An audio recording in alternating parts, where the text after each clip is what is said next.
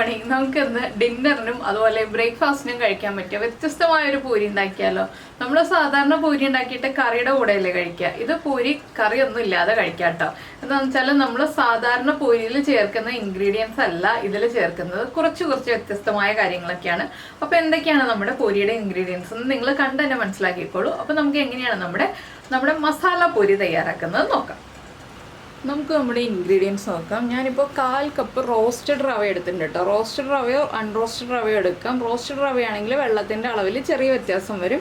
പിന്നെ 1/4 കപ്പും 1 ടേബിൾ സ്പൂണും കൂടി ഗോതമ്പ് പൊടി എടുത്തിട്ടുണ്ട്. അതെന്താണെന്ന് വെച്ചാൽ നമ്മൾ എടുക്കുന്ന പൊട്ടറ്റോയുടെ വെള്ളത്തിൻ്റെ അളവ് അനുസരിച്ച് നമുക്ക് ഗോതമ്പ് പൊടിയുടെ അളവിൽ വ്യത്യാസം വരാം.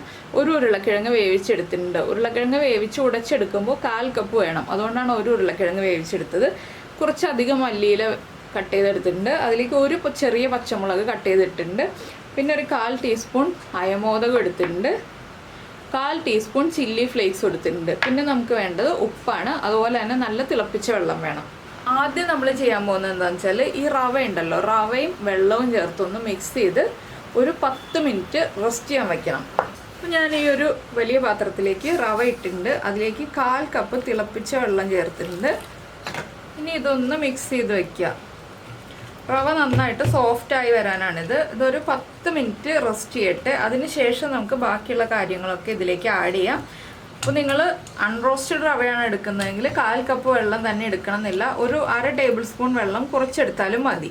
വെള്ളം കൂടിപ്പോയി എന്ന് വെച്ചിട്ട് കുഴപ്പമില്ല. നമ്മൾ എടുക്കുന്ന ഗോതമ്പ് പൊടിയുടെ അളവിൽ ചെറിയ വ്യത്യാസം വരുത്താൽ മതി കേട്ടോ. ഇനി ഇതൊന്ന് അടച്ചു വയ്ക്കാം. ഇപ്പോൾ നമ്മളൊരു 10 മിനിറ്റായി നമ്മുടെ റവ അടച്ചു വെച്ചിട്ട് ഇനി നമുക്കിതിലേക്ക് ഒന്നിത് തുറന്ന് ഇളക്കി മിക്സ് ചെയ്തതിന് ശേഷം കണ്ടോ, വെള്ളമൊക്കെ റവ നന്നായിട്ട് അബ്സോർബ് ചെയ്തെടുത്തിട്ടുണ്ട്. ഇനി ഇതിലേക്ക് നമുക്ക് കുറച്ച് കാര്യങ്ങളൊക്കെ ആഡ് ചെയ്യാനുണ്ട്. റവ നന്നായിട്ട് സോഫ്റ്റായി വന്നിട്ടുണ്ട്. ഇനി നമ്മളിതിലേക്ക് ചേർക്കാൻ പോകുന്നത് നമ്മൾ ഉടച്ചു വെച്ചിരിക്കുന്ന ഉരുളക്കിഴങ്ങ്. അപ്പോൾ ഉപ്പ് ചേർത്തിട്ടില്ല കേട്ടോ, ഒന്നിലും ഉപ്പ് ചേർത്തിട്ടില്ല, റവയിലും ഉപ്പ് ചേർത്തിട്ടില്ല. ഇനി നമുക്ക് ഉരുളക്കിഴങ്ങിനും റവയ്ക്കും എല്ലാം നമ്മുടെ ഈ ഒരു മാവിന് മുഴുവനും ആവശ്യമായ ഉപ്പ് ചേർത്ത് കൊടുക്കാം. ഗോതമ്പ് പൊടിക്കും എല്ലാം ആവശ്യമായ ഉപ്പാണ് കേട്ടോ നമ്മളിപ്പോൾ ചേർക്കുന്നത്. പിന്നെ നമ്മുടെ ചില്ലി ഫ്ലേക്സ്. ഇനി നമുക്ക് സ്പാറ്റിലയുടെ ആവശ്യമില്ല. പിന്നെ നമ്മൾ ചേർക്കുന്നത് മല്ലിയിലയും പച്ചമുളകും ചേർന്ന മിക്സ്. നമുക്കിത് കുറച്ച് എണ്ണയും കൂടി ചേർത്തിട്ട് ഒന്ന് കുഴച്ചെടുക്കാം. ഞാൻ വെജിറ്റബിൾ ഓയിലാണ് യൂസ് ചെയ്യുന്നത്. ഒരു 1.5 ടീസ്പൂൺ വെജിറ്റബിൾ ഓയിൽ യൂസ് ചെയ്യാം.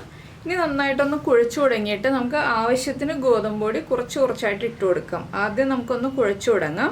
അപ്പോൾ ഇതാദ്യം കുഴച്ചെടുക്കട്ടെ. ഞാനല്ല കുഴയ്ക്കുന്നത്, രാജീവേട്ടനാണ് കുഴയ്ക്കുന്നത്. നന്നായിട്ട് ചപ്പാത്തി മാവിൻ്റെ പാകത്തിൽ കുഴച്ചെടുക്കുക. നിങ്ങൾക്ക് വേണമെങ്കിൽ മഞ്ഞൾപ്പൊടി ചേർത്തിട്ട് കുഴക്കാം കേട്ടോ. അപ്പോൾ പൂരിക്ക് ഒരു മഞ്ഞ കളറും കൂടി കിട്ടും. ഞാനിപ്പോൾ മഞ്ഞൾപ്പൊടി ചേർക്കുന്നില്ല. ആ റവയുടെ ചെറിയൊരു നനവും ഉരുളക്കിഴങ്ങിൻ്റെ നനവും ഉള്ളതുകൊണ്ട് തന്നെ നന്നായിട്ട് കുഴയ്ക്കാൻ എളുപ്പമായിരിക്കും നമുക്ക്. പിന്നെ വേണമെങ്കിൽ മാത്രം കുറച്ച് വെള്ളം തളിച്ചു കൊടുക്കാം. പക്ഷെ വെള്ളത്തിൻ്റെ ആവശ്യമില്ല. നമ്മളിനി ഗോതമ്പ് പൊടി ചേർക്കുമ്പോൾ കറക്റ്റ് കൺസിസ്റ്റൻസി ആവും.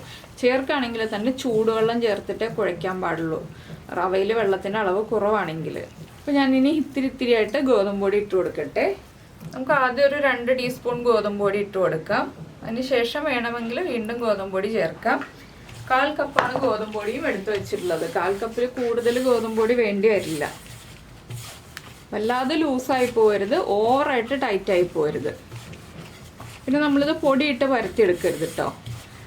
ആ എണ്ണയുടെ ആ ഒരു നനവിൽ തന്നെ പരത്തിയെടുക്കാൻ പാടുള്ളൂ. പരത്തിയെന്ന് വെച്ചാൽ നല്ല തിന്നായിട്ട് പരത്തരുത്, കുറച്ച് തിക്കായിട്ട് പരത്തിയെടുക്കുക. അപ്പോൾ ഇത് പരത്തി കുഴച്ചെടുത്തിട്ട് നമുക്ക് കാണാം.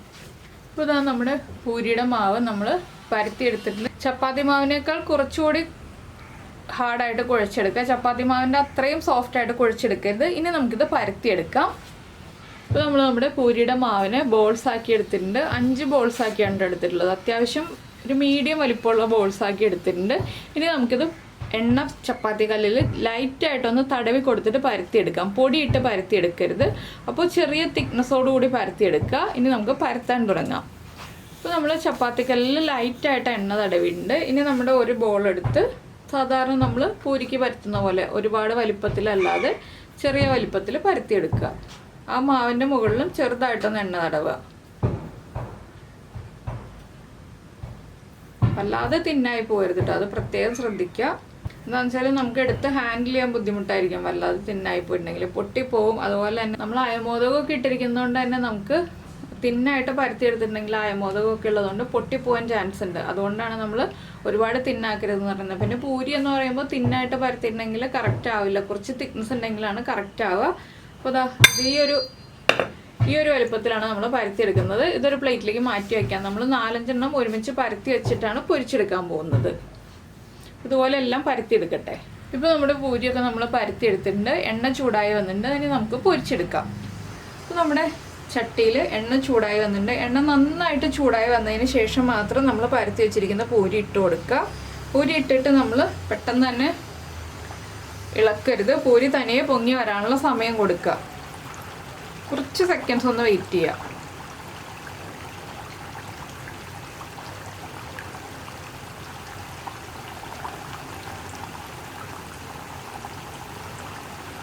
നമ്മുടെ എണ്ണയുടെ ചൂട് കറക്റ്റ് ആകുമ്പോഴാണ് പൂരി കറക്റ്റായിട്ട് പൊങ്ങി വരുള്ളൂ. കണ്ടോ, ഇപ്പോൾ നമ്മുടെ പൂരി പൊങ്ങി വന്ന് തുടങ്ങുന്നുണ്ട്. ഇനി നമുക്കിതിൻ്റെ മുകൾ ഭാഗത്തേക്ക് എണ്ണ വരുന്ന രീതിയിലാക്കി കൊടുക്കാം.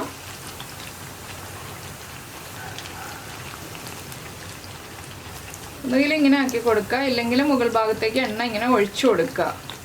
അപ്പോൾ വലിയ ചട്ടിയാണെങ്കിൽ എണ്ണ നമുക്ക് ഇങ്ങനെ ഒഴിച്ചു കൊടുക്കാൻ പറ്റുള്ളൂ, ഇല്ലെങ്കിൽ ഇങ്ങനെ പതുക്കെ പ്രസ് ചെയ്ത് നമുക്ക് എണ്ണ മുകൾ ഭാഗത്തേക്ക് ആക്കി കൊടുക്കുക. അപ്പോൾ പൂരി നന്നായിട്ട് പൊങ്ങി വരും.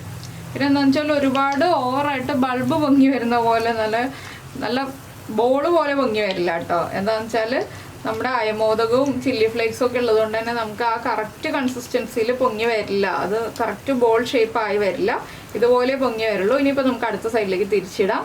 അടുത്ത സൈഡും ഒന്ന് കുക്കായി വരട്ടെ. പിന്നെ ഓരോ പൂരി ഉണ്ടാക്കുമ്പോഴും നമ്മൾ ശ്രദ്ധിക്കേണ്ട ഒരു കാര്യം എന്താണെന്ന് വെച്ചാൽ ഒരെണ്ണം ഉണ്ടാക്കി കഴിഞ്ഞിട്ട് നമ്മൾ എണ്ണയിൽ നിന്ന് മാറ്റിയിട്ട് ഒരു 2-3 സെക്കൻഡ് വെയിറ്റ് ചെയ്യുക, എണ്ണയുടെ ചൂടൊന്ന് കറക്റ്റ് ആവാനായിട്ട്. അത് നമ്മൾ പ്രത്യേകം ശ്രദ്ധിക്കുക. പിന്നെ ഒരു സൈഡ് കുക്കായി കഴിയുമ്പോൾ അടുത്ത സൈഡിലും ഇതുപോലെ തന്നെ തിരിച്ചിട്ട് 2 സൈഡും എണ്ണ ഒഴിച്ചു കൊടുത്ത് ഒരുപോലെ കുക്ക് ചെയ്തെടുക്കുക. അപ്പോൾ ഈ ഒരു പൂരി കഴിക്കാനായിട്ട് കറികളുടെ ഒന്നും ആവശ്യമില്ല കേട്ടോ. നമ്മൾ ചില്ലി ഫ്ലേക്സും പച്ചമുളകും അയമോദകവും എല്ലാം ചേർത്തിരിക്കുന്നതുകൊണ്ട് തന്നെ നമുക്ക് കറികളൊന്നും ഇല്ലാതെ തന്നെ ഈ ഒരു പൂരി കഴിക്കാവുന്നതാണ്. അപ്പോൾ എല്ലാവരും ഈ ഒരു റെസിപ്പി ട്രൈ ചെയ്ത് നോക്കാം കേട്ടോ. എല്ലാവർക്കും ഈ ഒരു റെസിപ്പി ഇഷ്ടമാവും. കുട്ടികൾക്കാണെങ്കിലും ഒരുപാട് എരിവൊന്നും ഇല്ലാത്തതുകൊണ്ട് തന്നെ കുട്ടികൾക്കും ഇഷ്ടപ്പെടുന്ന റെസിപ്പിയാണ്. അപ്പോൾ നമുക്ക് രാവിലെ ബ്രേക്ക്ഫാസ്റ്റിനും രാത്രി ഡിന്നറിനും ഒക്കെ ഉണ്ടാക്കി കഴിക്കാൻ പറ്റുന്ന റെസിപ്പിയാണ്. അപ്പോൾ നിങ്ങൾ ഈ ഒരു റെസിപ്പി ട്രൈ ചെയ്തിട്ടില്ലെങ്കിൽ ഉറപ്പായിട്ടും ട്രൈ ചെയ്തോളൂ. പിന്നെ നമ്മുടെ ചാനൽ ആദ്യമായിട്ട് കാണുകയാണ്, നമ്മുടെ വീഡിയോ പ്രസൻറ്റ് ചെയ്യുന്ന രീതിയൊക്കെ ഇഷ്ടമായി എന്നുണ്ടെങ്കിൽ നമ്മുടെ ചാനലൊന്ന് സബ്സ്ക്രൈബ് ചെയ്ത് സപ്പോർട്ട് ചെയ്യണേ.